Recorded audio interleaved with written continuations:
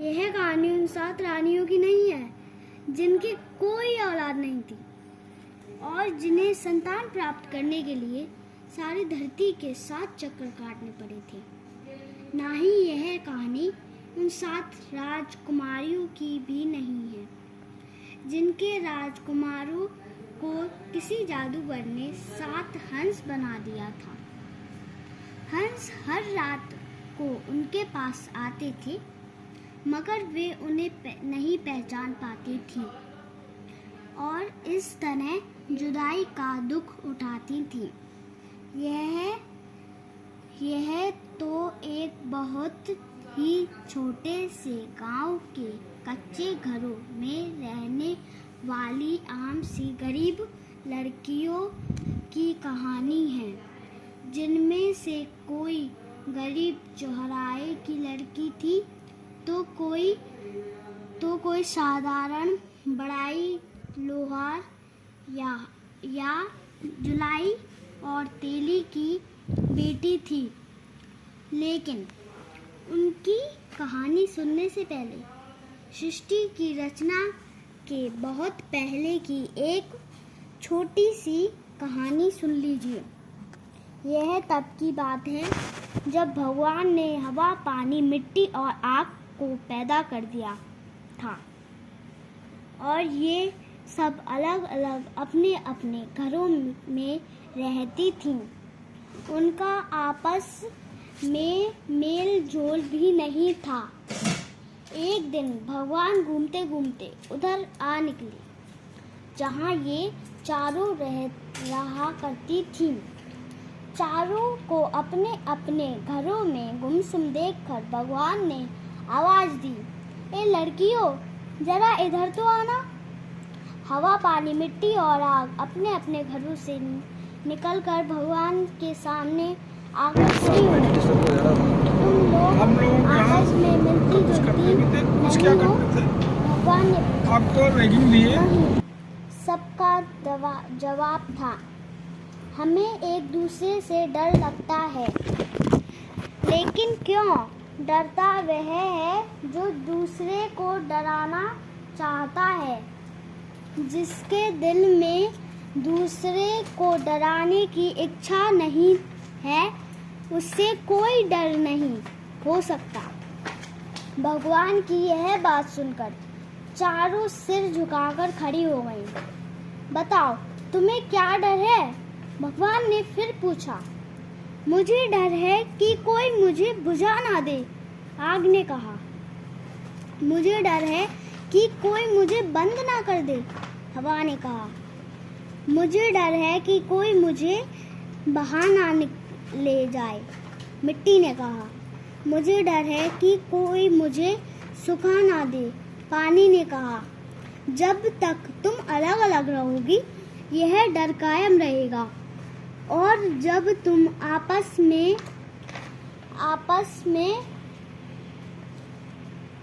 में मिलजुल कर रहो, भगवान ने कहा।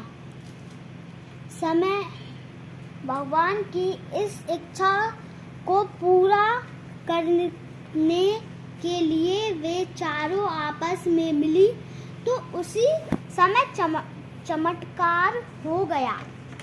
धरती पैदा हो गई, पहाड़ उभर आए, नदी नाले बहने लगे, तरह तरह की वनस्पति और पेड़ पौधे उग आए।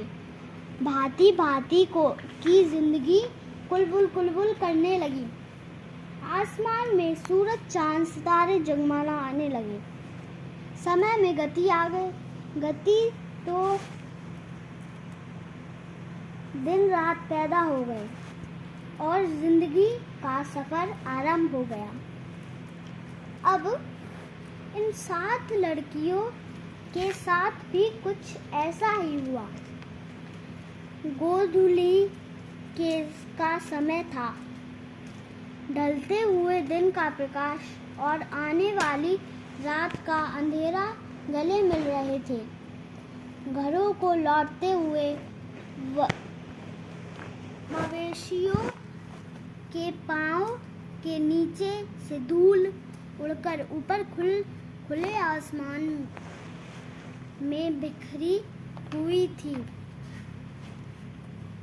दिन भर के थके हारे पंछी भी अपने अपने घोंसलों को लौटने के लिए पेड़ों का आसपास मंडरा रहे थे।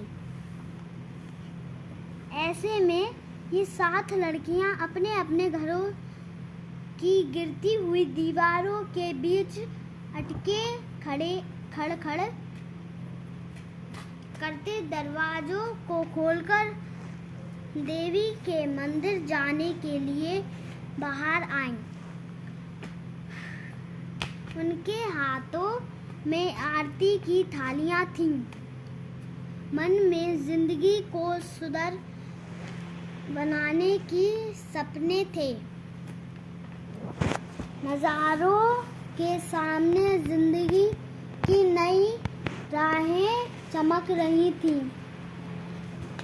जिन पर चलती हुई खुशहाली जब घरों में प्रवेश करती है तो घरों की दीवार पक्की हो जाती है, छतें ऊंची हो जाती हैं, घरों के भंडार भर जाते हैं। जिंदगी खुद सुगड़ सयानी औरत बनकर चौके में बैठी हंसते मुस्कुराते जब घर के लोगों को खाना परोसती है तो सबके चेहरों पर खुशियाँ नाचने लगती है। अब इस सृष्टि की रचना जैसी अद्भुत घटना ही कहिए कि कहाँ तो ये लड़कियां भी हवा, पानी, मिट्टी और आग की तरह अलग अलग घरों में रहती थीं। लेकिन ऐसा हुआ कि ये साथों एक साथ मंदिर की चौखट पर पहुंची, एक साथ अंदर आंगन में प्रवेश किया, एक साथ ही उन्होंने आरती के दिए जलाए और एक साथ ही आरती का भजन गाना शुरू किया। उस समय वातावरण कुछ ऐसा हो रहा था कि ऊपर आसमान में अपने घोंसलों को लौटते हुए पंछियों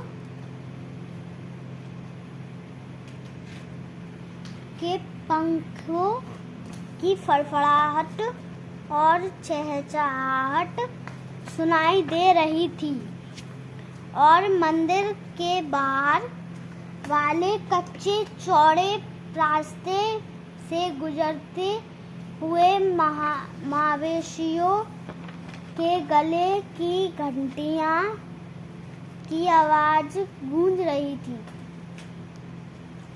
साथ ही पेड़ों पर बैठे पंछी के नन्हे नन्हे बच्चे माँ बाप के लौटने पर ची ची करते हुए चोंचे खोलकर दाना मांग रहे थे और इधर मंदिर में आरती उतारती हुई इन 7 लड़कियों के मन पंछियों के बच्चों की तरह चोंच खोल कर देवी से मन की मुरादें मांग रहे थे। मैं लोहार की जाई हूँ, पूजा करने आई हूँ। तुम नागों की किलनहारी, काली डायन तुमने मारी। सारे राक्षस तुमसे डरते, जादूगर भी पानी भरते। दूर गगन में पंछी आए, तुम्हारा उड़न खटोला लाए। खटोले से तुम बाहर आओ, अपनी गाथा हमें सुनाओ। माता ऊंचे महल तुम्हारे, मानक मोती भरे भंडारे।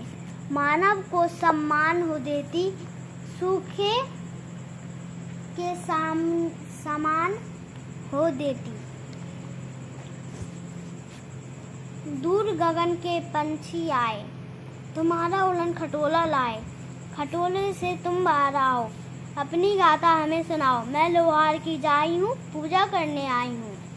सातों लड़कियां एक जुबान के एक आवाज होकर देवी की आरती उतार रही थी। उनकी आरती में कोई अंतर था तो केवल यह कि वे सब अपनी अपनी पहचान अलग अलग रूप में से कर रही थीं। मैं बड़ाई की जाई हूँ, मैं हरवाई की जाई हूँ, मैं तेली की जाई हूँ, मैं लेकिन अलग अलग पहचान के अतिरिक्त उन सातों लड़कियों के साथ सुर मिलकर एक मधुर गीत में डल रहे थे। ऐसा कहा जाता है कि गरीब लोगों का भगवान भी गरीब होता है। अब जिस मंदिर को ये लड़कियां अपनी आरती में ऊंची ऊंची महल का नाम दे रही थी, जिसके भंडारे में मानक मोती भरे थे,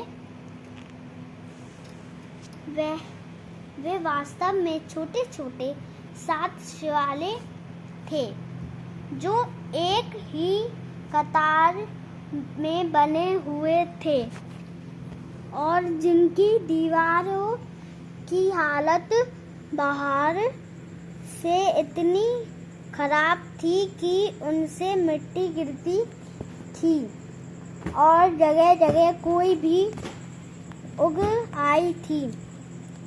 लेकिन इन बेचारियों को भरोसा था कि देवी के भंडारे भरे हुए हैं और उससे उनके मन की मुराद पूरी हो जाएगी।